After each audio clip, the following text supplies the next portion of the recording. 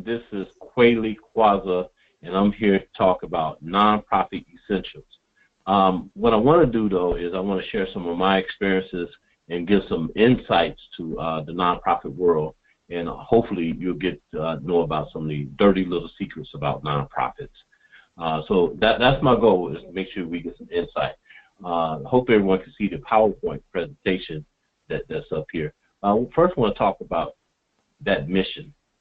That mission, the thing that really drives you to want to do what you want to do. I started while in college with a program called Talented 10. I believe I was sophomore in college at the time, and our program is 34 years old now because I started in college. I think I was about 19 years old. What I was doing was we would bring high school students to the college so that they will get the experience of college. These are students who probably wouldn't ordinarily get this type of experience because they would stay overnight, be matched with a college mentor, and get to go to classes, stay in the dorms, eat the dorm food, and see what college is really like. And what gave me this idea was I was, while in high school, in my senior year during spring break, someone invited me down to the college, to Northern Illinois University. And we were having a good time, having the parties, doing things, and some things we shouldn't have been doing, but we were doing them. And that one day we were on campus, and the young man said, "Hey, why don't you go to this class with me? After class, we'll go back to partying." So I went to the class with him, sat in the back, and it was a econ class. I know it now. But I sat in the back of the class, and I watched, and I said, I could do this. I'm going to college. And that was the first time that I thought that I would go to college. But before that, I thought it was going to be pretty difficult for me because I didn't consider myself as being smart. However, you know, I didn't have a high GPA or a high ACT score in high school, but I was given a chance through a program called the Chance Program to get into college. However, I was able to become a Fulbright scholar, which is good. And while I was in college, I was a student leader. So I thought that other people should have that experience. And that was my aha moment, and that's why I started that program. And we just completed a trip 2 weeks ago. Now we take 80 students twice a year down to Northern Illinois University to stay overnight, and we match them with college students. For 34 years we've been doing this. So we have quite a few students who've gone to college and are now, you know, contributing members of their society, teachers, doctors, and lawyers, and everything. However, that's how we started the program. So whatever your mission is, you have to kind of really think about what your mission is and think about your personal capacity to be able to accomplish those things. And a mission is your mission is what drives you, what makes you really do what you're going to do. You know, that's what your mission is, what's going to drive you. Started another program. Let me also tell you that not everything has been successful.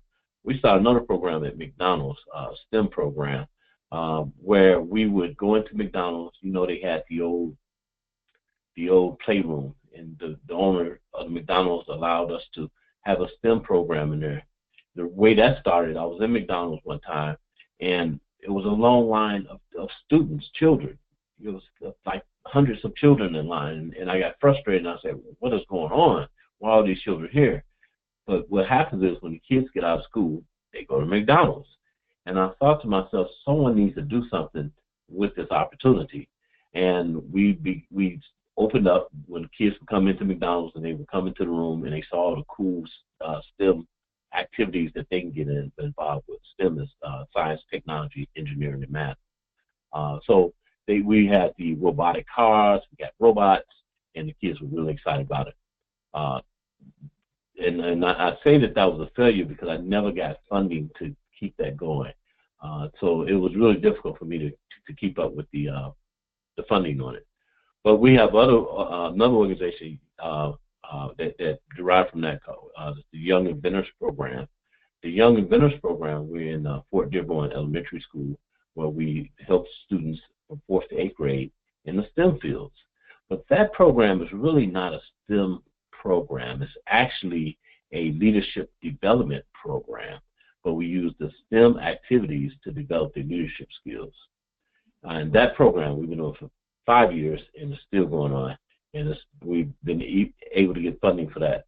In our largest organization, which is Club 21, the 21st Ward Block Club Network, we have 127 block clubs that we meet with, and we're trying to make sure that our community gets better.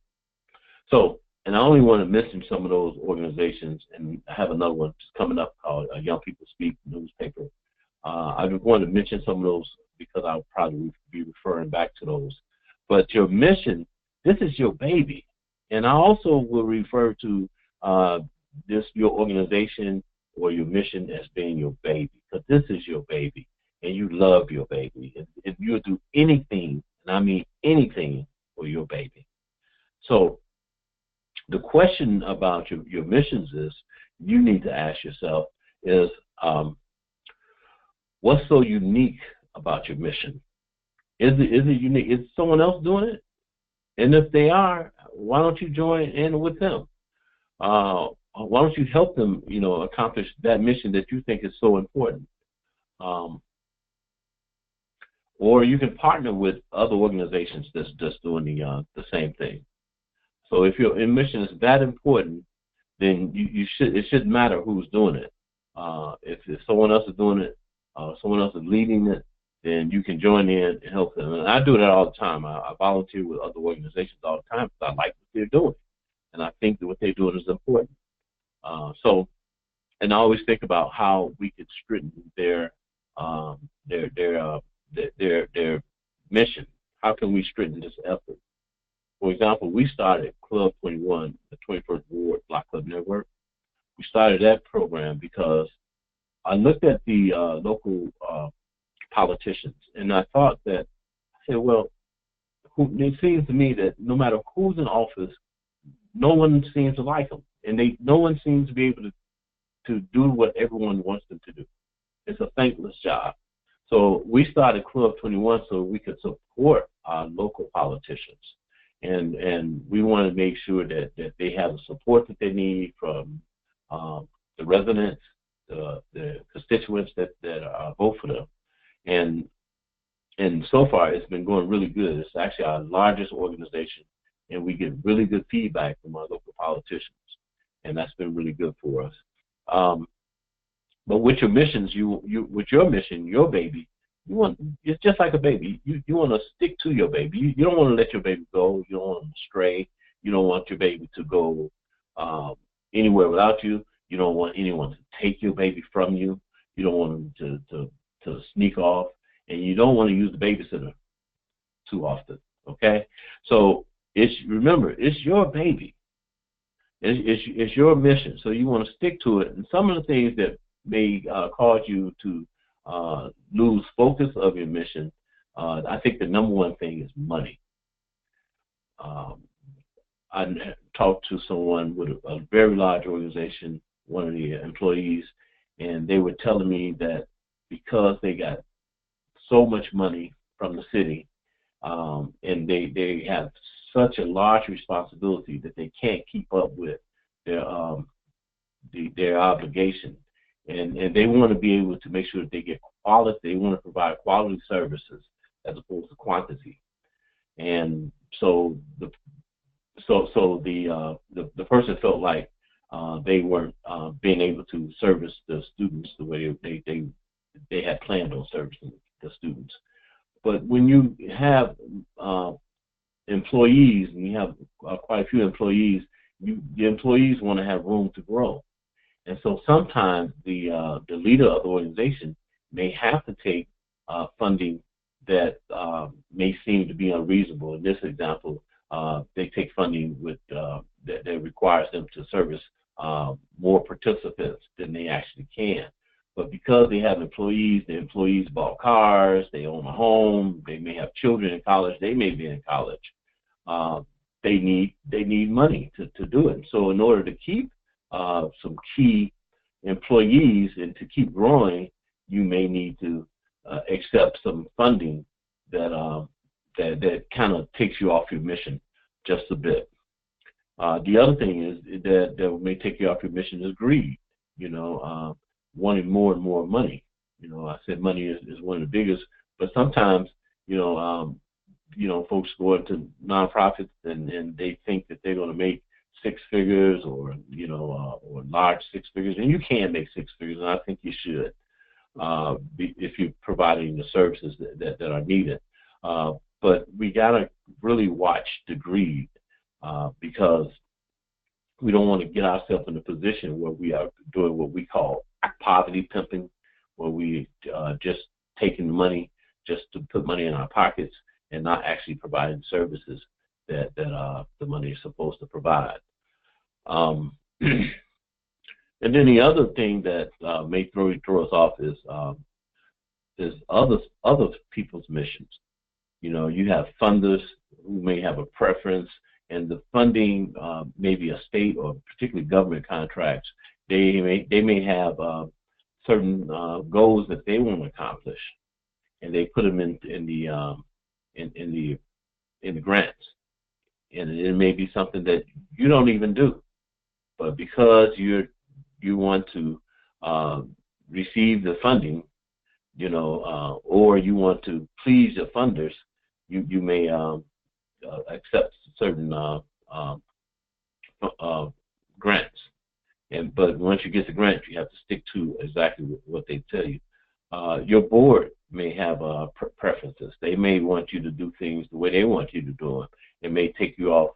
May take you off focus. For example, I had someone tell me that we need to teach the children how to change tires, whereas that might be important. That has nothing to do with my mission. So we don't teach children how to change tires. That may need to be done by someone else in some other organization. So let those other organizations take care of whatever they think that needs to be done. You're going to always hear, everyone always have great ideas and things that they believe you can do. So be careful listening to everyone. Some things may be good ideas, may be great ideas. It just might not be for you. You already have to take care of your baby. You don't want to take care of other babies at the same time when you can barely provide for your own child. Again, it's like having a baby. Do I take in more children, or do I grow this child up first? And then the other thing I think that would cause us to lose focus sometimes is fame. My mom just called me the other day, and she said, "Well, what are you doing?" I said, "Well, we out here, we clean up the street, which we do every Sunday, Club 21. We clean up our neighborhood, clean up the blocks every Sunday." And she said, "Someone needs to make sure that you guys are on TV. Someone needs to recognize you. You need to be on TV." And I said, "Why?" She said, "So, you could be famous." I said, "Why? This is not why I do it. We do it because we want to clean neighborhoods." So not that, fame is a bad thing, and if someone put us on TV because we're doing it, fine. But I'm not going to spend my time seeking fame because the goal was to clean the neighborhood up. So let's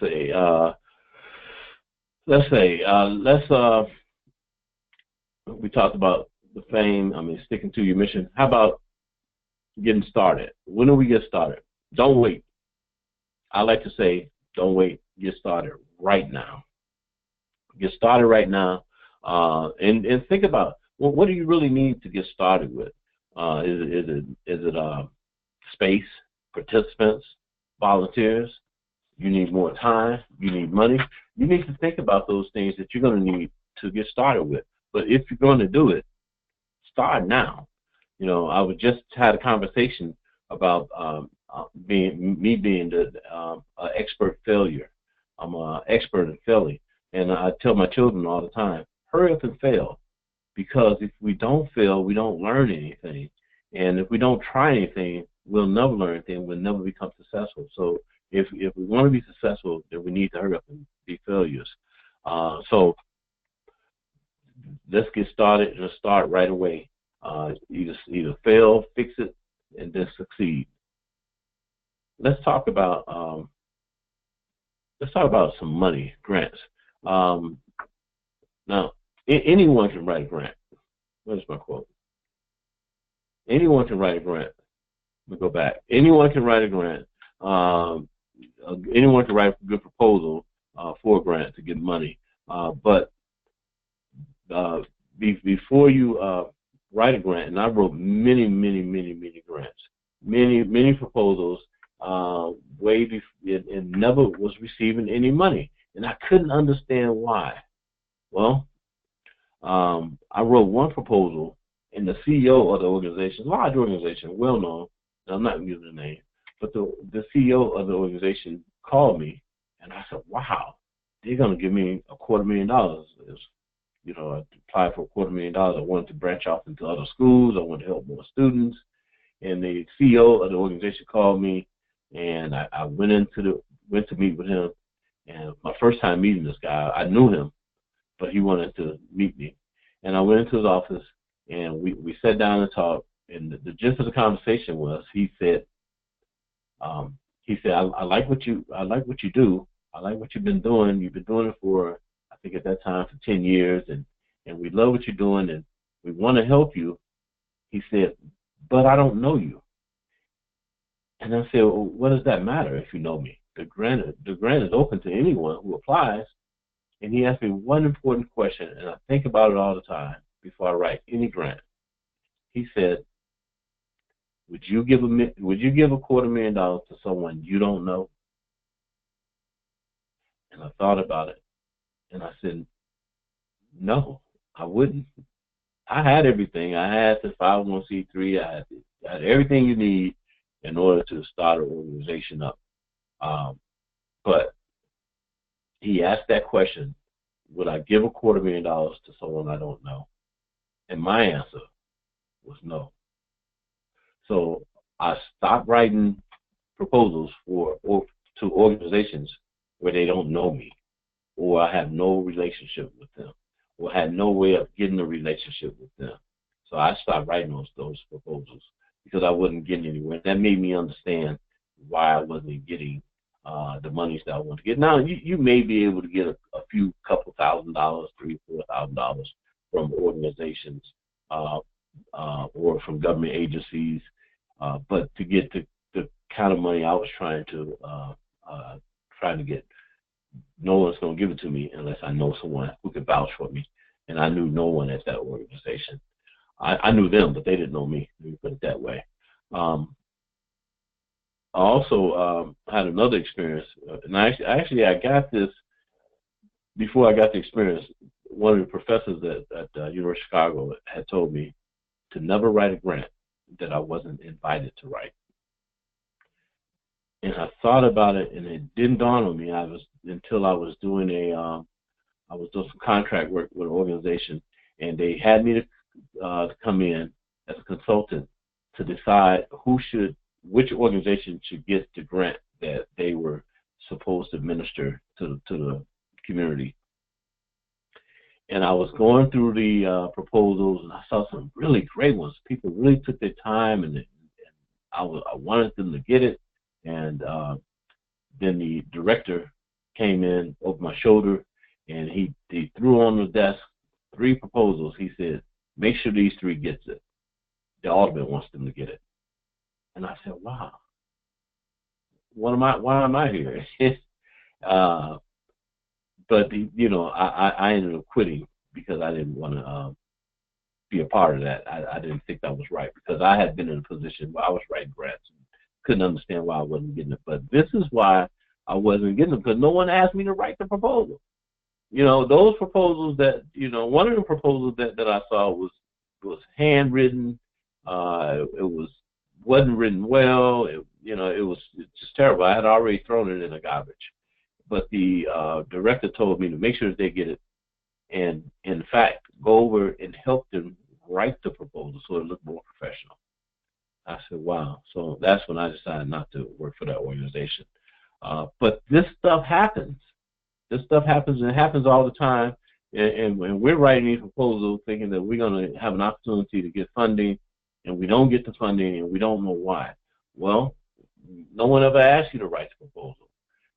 And so that's why we're not getting those grants, because we weren't asked to write it. So now, I want to make sure that the people that I'm writing the grant to, that they know me or have some kind of relationship, and that they ask me to write it. Just because they know me doesn't mean they want to give me those grants.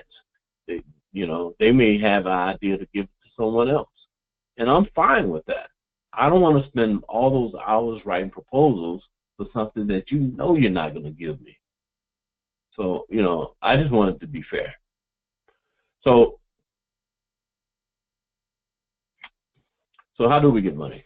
Well, we talked about, here's some things we must have, first of all, for our organization. You need to have, first of all, your own money. And I don't know the size of the organizations that you're trying to start. Maybe you need to start small. If you have the kind of money that you want to invest and you really believe in this baby so much, you must have, you have to have some money. You got to have some of your own money as well. You need a 501c3. People want to give you money. They can't give you money if you don't have a 501c3. At least they can't claim it on their taxes. So you have to have a 501c3. You need to go through the steps to get the 501c3. These are the things that you have to have. You need to have you need to be tax exempt if you're not a nonprofit, so that you don't spend unnecessary money on things that you buy at the store, on the taxes. You also need to have insurance. We live in a lawsuit world. Everyone wants to sue you. I don't care how you think that people are. They want to sue you. They're going to sue you. If you make mistakes, you don't want to make mistakes and get sued and not have insurance, because they will take your home, or you have a job, you'll be working for them for the rest of your life. You have to have insurance. And when I did my internship with a gentleman for my master's, he told me one thing, and I always remember it. He said that the people that you help the most will be the first ones lined up to sue you the fastest. And that is very, very true. So make sure you have insurance. Have insurance to protect yourself, your staff, your volunteers. You want to protect the space that you're in. You want to also protect your board. Make sure that your board is protected. Speaking of boards are like, your board is like, we talk about this baby. The board is like the other parent, literally, because your board is there to protect you. Your board is there to also to help you raise that baby, to make sure that baby grows up and be a productive citizen in this world. So your board is very, very important. And so when you picking your board, just like if you're picking a mate, you want to make sure that board has certain qualities. So one of the qualities you want your board to have, you need to have an accountant on board. A certified public accountant you want to have on board. You need to have that because you want to have someone that's going to protect you when it comes to taxes, or it comes to paying people or whatever. You need to have an accountant on board, CPA. You need to have an attorney on your board. So definitely get an attorney. They're there to protect you. That's their job. That's what they want to do. They're here to protect your interest and protect that child. I think you should have a business person on your board as well. The business person, they've seen how things grow. They've seen how companies grow, and they may have some great ideas. And also someone who has some nonprofit experience you want to have on your board as well, because they made some mistakes. They failed. And you don't have to make the same mistakes that they made, because they can be right there to help you prevent those mistakes. And also, you must have a plan. You have to have a plan. And if you've attended University of Chicago, you've seen all those examples of best practices of different organizations. And I think it's okay to borrow some of the some ideas from other organizations and polish them up and make them better. But those are things I think you need to have. Those are a must. But remember, it's your baby. And many times you're going to have to spend your own money on your baby. You're going to have to spend your own money on your baby. So make sure that you have money, your own money. If you don't have your own money, you got, and you do, even if you do have your own money, you need more money. You got your friends. You can ask your friends if they support you. And I always say, if you're my friend, you're going to support me. I have friends who have some ideas, and I just support them because they're my friends. Even if I don't even like the idea, I support them because they're my friends. And family members the same way. You know, my children and my wife, they always, you know, contribute to my organization. And also, they may contribute as volunteers as well. You know, when I have functions going on, particularly in the beginning, my wife was there 100% of the time, always there. My children are there all the time. You know, they may do things like they may sign people in, help me keep an eye on the children, because, you know, for youth program, you don't want to leave them unattended. You want to keep an eye on them. Or go on field trips with us. You know, my wife is always there. And always contributing money as well. So your friends, and then your friends and family, they may work for organizations they're on the inside, and they can make sure that you get the grants from those organizations as well.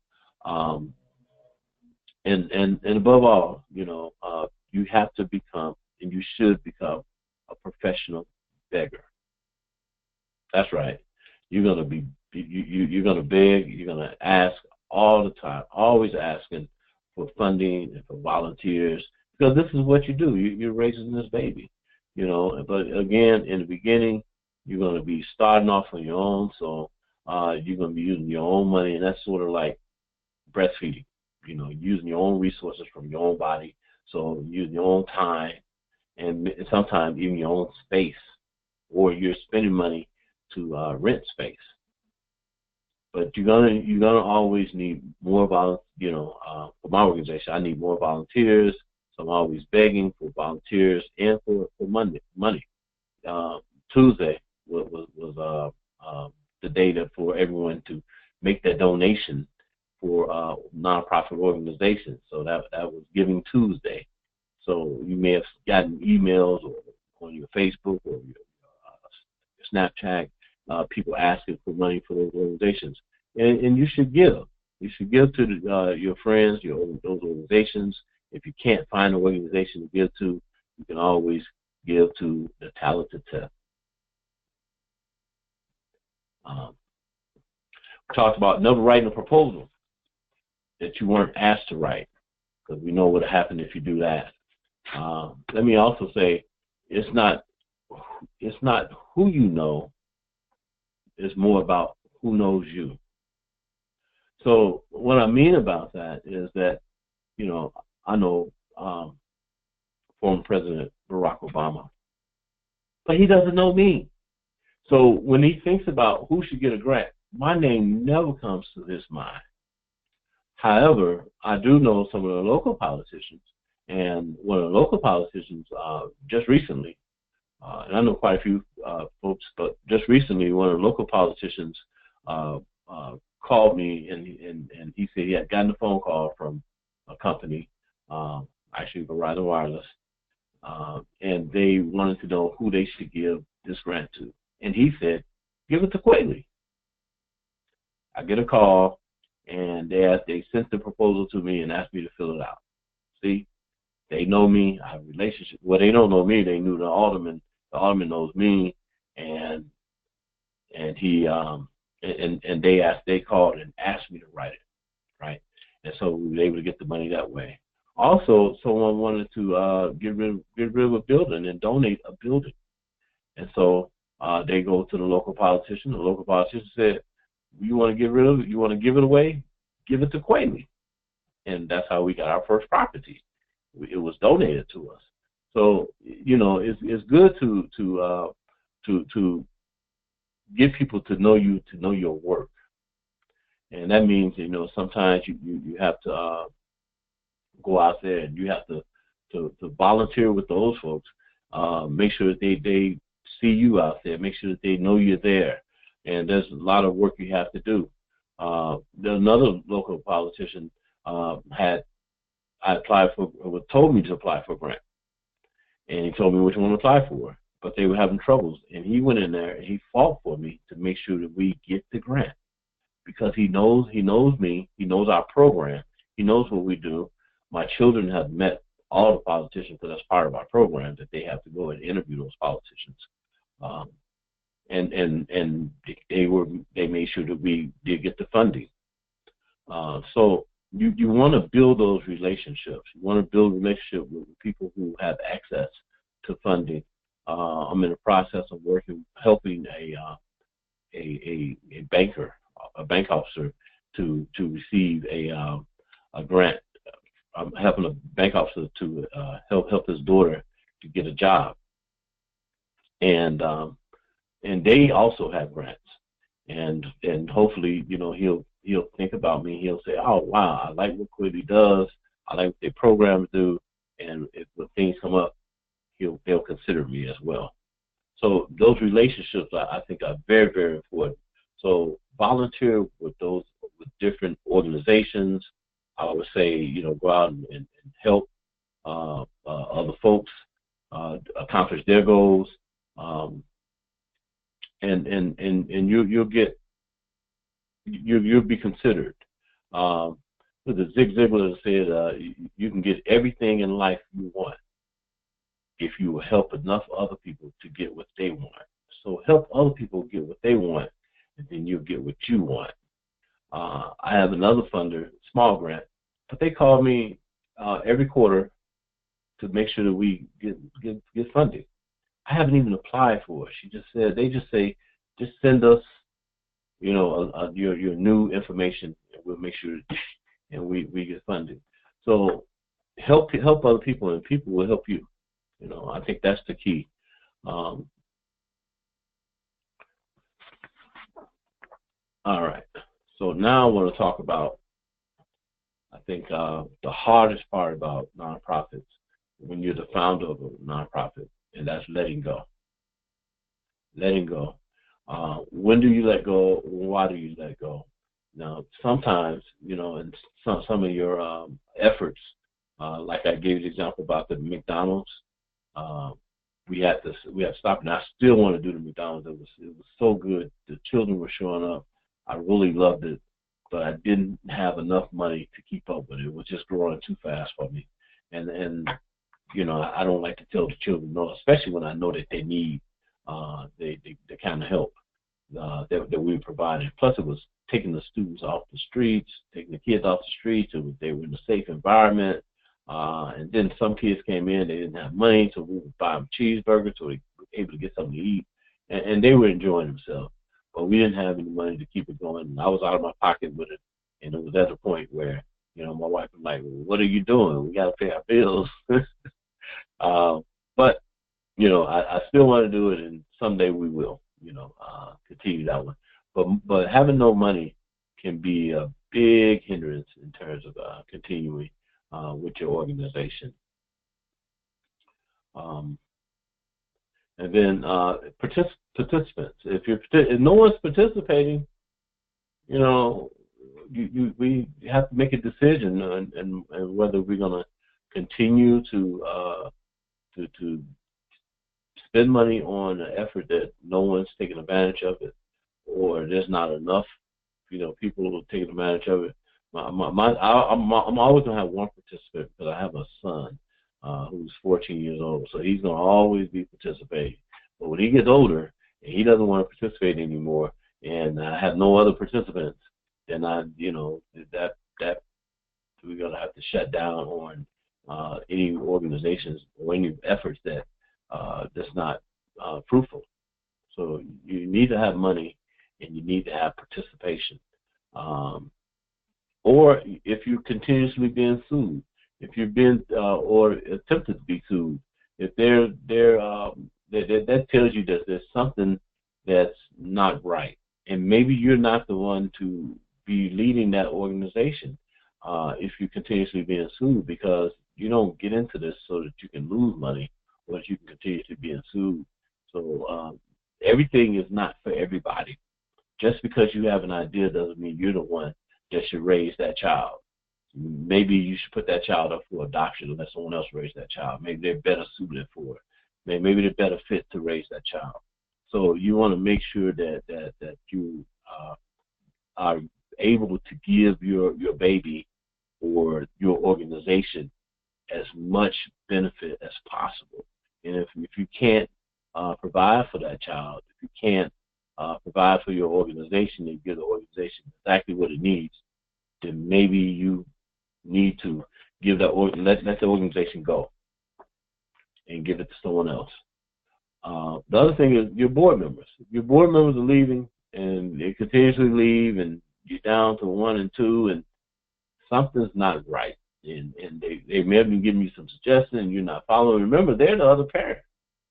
You know, they have just as much right to this organization, to this child. They have just as much input, and they want to see this baby grow. But if they're going to abandon you and turn you into a single parent, then maybe you need to think about what you're doing. Or you may outgrow the program, or the program outgrows you. Let me put it that way. There are times when the program gets so large, and I think that's okay. I think it's okay to for the program to outgrow you, and now it's time for someone else to take over. And I'm sure you've heard of situations where a young child is being raised, and now someone else needs to raise the child to become a man. But you did a good job raising the child from a baby to adolescent. But now it's time for that child to go through a sort of a rites of passage and become a man. It needs someone else to continue that rites of passage, so to speak. And then the other thing is, you may transition to becoming a board member yourself, and allowing someone else to run your organization, which is, at some point, I think I'm getting to that point where I want someone else to actually run the organization, and I become a board member, because particularly with the Talented 10th and with the youth organization, sometimes the children, I think they need someone closer to their age to listen to, because they, I'm just like their parent or their grandparent talking to them, and I'm saying the same thing they said, but so at some point you may want to look at becoming a board member for your organization, and not run the day-to-day operations. And then the last thing is letting go completely. At some point, if you did what you need to do and you raise this baby successfully, it's time to let the bird fly. The wings are there, let it fly. He's now an adult, let it fly. Let the baby, or this adult at this time, your baby still, become a man or become a woman, and now can stand on their own, and they can. The organization becomes, self-sufficient. Everyone knows what to do, and the things are happening right. You got a new director in place to want to run the day-to-day operation. The board is doing. Go raise another baby, or get on the board and help another effort. And you can always come back and volunteer. So letting go, I think, is the hardest part, because we always think that we know what's best for the organization.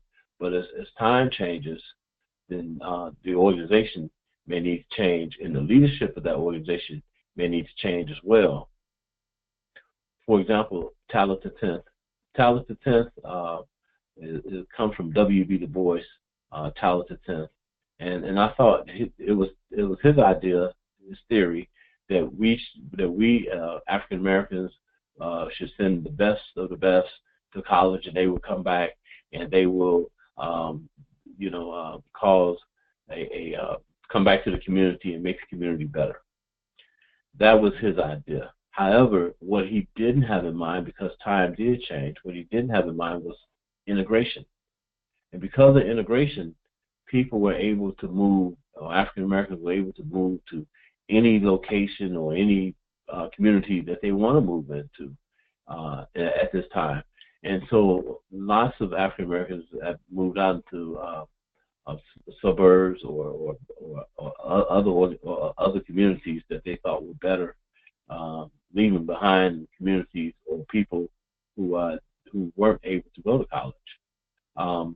So what we did with Talented Tennis was we started the other organizations, which is Club 21, so that the people who went to college would have a platform to come back to the community and be able to serve in the community as well. So we have some of our older students who are not students anymore, but those who have gone through our program and now are in their profession, they come back to volunteer with Club 21 to help us organize.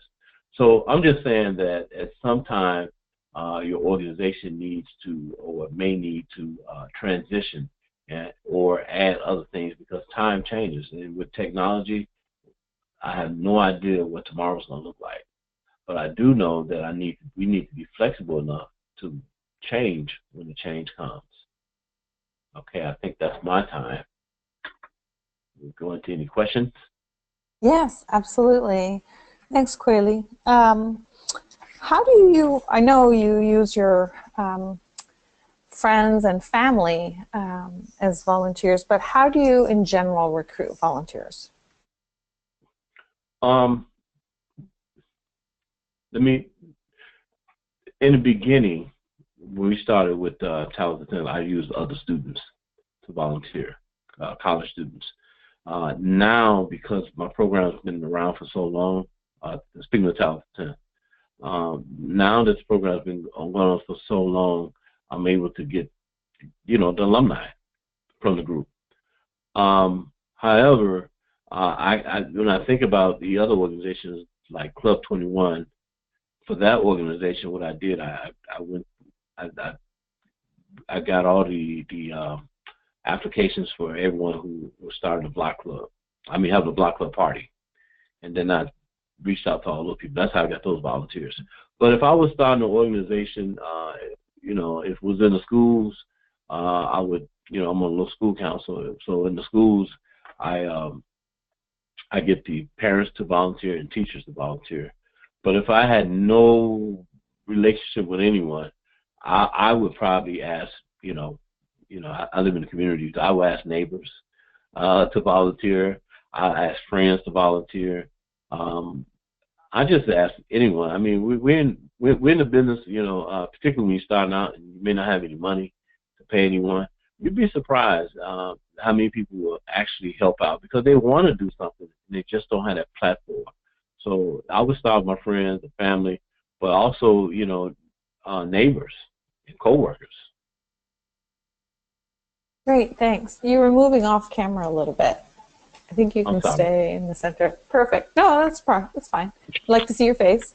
Another question is, what opportunities do you have to network those already involved with those who want to become involved at different levels, volunteers, board members, etc.? Opportunities do I have to network? I think that I typically invite folks to our Club 21 events. For example, I have one coming December 7th at 5:30 at Fort Dearborn Elementary School, and have people to network there. Because I say Club 21 because and we started, and I didn't know what it's going to become. It continues to evolve. But it's a community, and in a community, there's everything you have to deal with. Businesses, faith-based organizations, of course, the residents, schools, everything. So, for a nonprofit, that just seems to be the best networking opportunity for us. Great. At what point do you bring in board members if you're starting a nonprofit? I would I think, I think you should do some preliminary work, build a foundation. But part of building the preliminary work is grabbing a few people to be on your board. Maybe not a full board because you want them to help you build you want the board to build the board.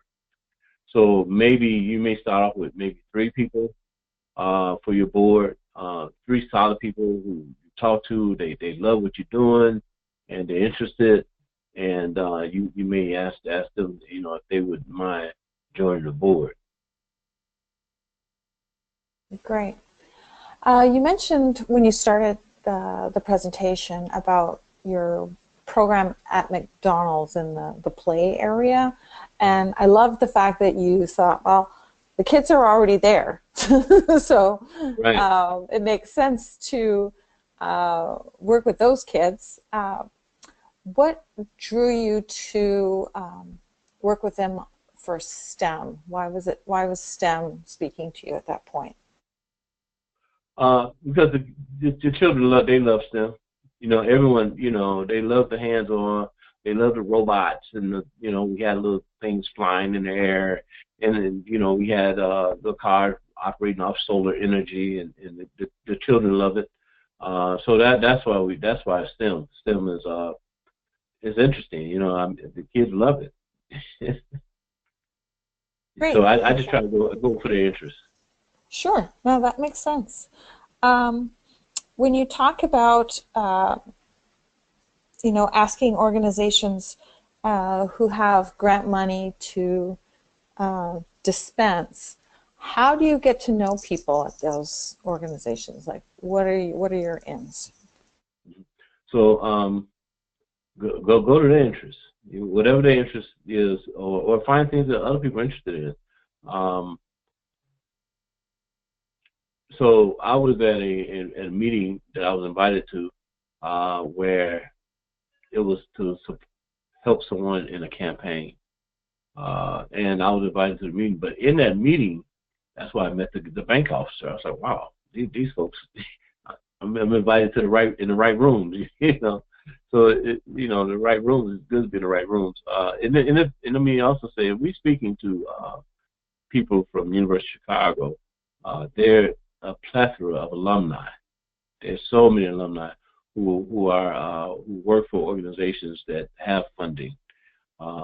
My experience with working with University of Chicago alumni has been really good. I think that when people know, and don't hide it, when people know that you are an alumni from University of Chicago, they tend to want to help you more. And even if they're not alumni, if they know that you're alumni, they tend to want to help you more.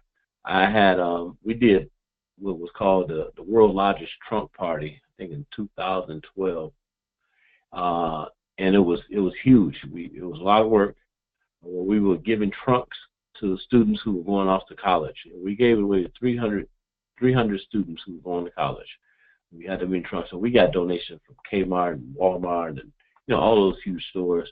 But I went to the way I got help. I went to Jesse White, who I didn't know, Secretary of State Jesse White, and I said I had a presentation. We want you to chair this movement. We're trying to give out these trunks to these students, and would you help us? And he said, well, send me your resume. And one thing that he saw on my resume, he told me, he said, I'm going to help you. He said, let me tell you why I'm going to help you. He said, because I see this one thing right here, University of Chicago. I said, wow. So if I hadn't gone to University of Chicago, you wouldn't help with this effort? He said, no, I would not help you. He said, well, let me tell you why. He said, I trust that you're going to do a quality program because you went to the University of Chicago. And I didn't know people saw us that way, but people do. So that I would tell people, wear that pen, get involved with the alumni group, because you're gonna. It's constant contacts. If you're out there starting up a nonprofit or you have a nonprofit, you have to be involved with University of Chicago alumni group. There's no question about it. There's too many contacts. You're missing out if you're not. Great. That leads me to the next question. you have a position on the board, the University of Chicago board for the city of Chicago. Can you tell us about that? Yeah, well, I'm a new member to the board for the Chicago Club. But I you know, as a new member, I'm wondering how come I didn't do this before. It's so exciting. I went to I volunteered with the Hopper Lectures to hear a lecture, and it was just so much to do. There are other events we have, local events, whether it be some networking for people in careers. I know I'm on the career planning committee, and we're looking at planning an event for let's say people who are mid-level mid-level managers, or they're in the middle of their career and they're looking to change their careers, and we're planning something for that, and also for those who are in their third chapter. They are about ready to retire, and they're planning. So we're planning something where they can find out about different boards, and they can serve on boards. So there's many things that we're planning on doing. I know we're just going to do something on the south side at the winery, that we're going to invite people out. They can learn how to make wine and go home with some wine. But there's a ton of things going on all the time. I advise people to stay connected, get involved. It's a great opportunity, great networking opportunity. There's so many folks there who will help you. Great.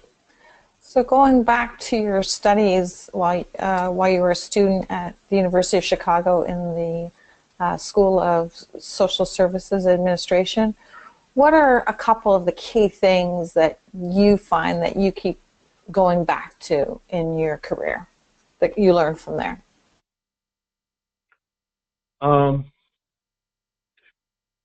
Almost everything. Because things come up, particularly when you're writing these proposals, and you're thinking about how to develop a proposal. I think that's the biggest thing, because you're thinking about how you develop, people. How do you help people? And there were, a ton of information that would help you develop your proposal, and talk about in your proposal what were you changing someone's cognitive behavior. That's going to help them become better people. So I think just about everything. And I think about also, I took another class in grassroots community outreach, and I never thought about it that I would ever use it, but I also serve as the community liaison for our aldermen, and I'm using those experiences all the time, So yeah, I had a great experience at the University of Chicago, and I never took a class except for econ that I didn't love. What drew you to the University of Chicago? I think it was another alumni. I applied for Loyola, and I was, telling my friends, bragging that I got accepted to Loyola University, and this one friend of mine, he said, "Well, how come you didn't apply to the University of Chicago?" And I said, "I don't know. I never thought about it." He said, "Why don't you apply and see what happens?" And that's why I applied. Yeah. Great. Okay. I want to thank Kweli. He is the founder and executive director of the talented 10th College Prep and Career Mentoring Organization. And since 1983, Kweli has led this effort in assisting inner city youth in navigating through college admissions process. And we know how important that is, especially for first-generation college students. It's estimated that over 2,500 of these students have graduated from college since the birth of the Talented 10th. So I want to thank you Kweli, for participating today, for sharing your expertise and your great understanding of the nonprofit world. And I want to thank everybody else for joining in. We really appreciate it. Thank you. If you have any last words. Thank you. Thank you. I want to wish everybody else a very good day, and I'll be sending out the link to the recording very shortly. Thanks, everyone. Thanks. Thank Bye. You. Bye.